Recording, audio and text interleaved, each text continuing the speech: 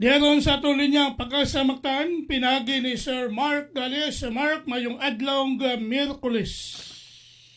May butag Sir Ariel sa tumangsog hindi ko minaw latest update bahin sa kayong sitwang panahon karong adlaw.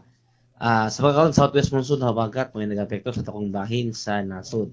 And pakarong adlaw diri sa Kabisayaan, diri sa Central, Visayas, makasirat ita ni parang sa mga panganuron ngadto na sa usahay matagumon na kalangitan nga naay mga chance sa paghihapon sa mga lumalabay mga patak-patak ng mga pag-uwan papunong kilat gumikan sa habagat.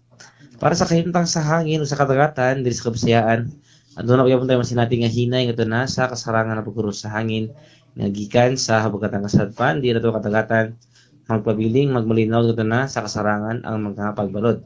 Diri sa Cebu to kadagatan dunay paog karong alas 9:24 sa buntag ug muhunas unyang alas 5:18 sa hapon. Temperatura karong adlaw magasukod gikan 25 kadto na sa 32 degrees sentigrado. Ato ang haring adlaw ning silang ganin nga 5:28 sa buntag ug mosalot na unyang alas 6:10 sa gabi.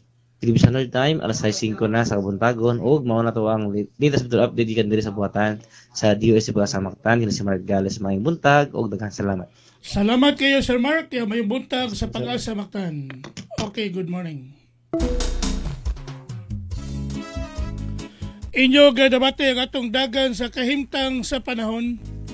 Pinagi ni Sir Mark Gales ang atong weather specialist gikan sa Pag-asa Mactan nga naghatod sa atong dagan sa kahimtang sa panahon ining adlaw Miyerkules pitsa 9 bulan sa Hulyo tuig 2025. Salamat kayo ni Sir Mark Gales og mayong buntag sa Pag-asa Mactan. Ang paminaw sa'yo sa tabong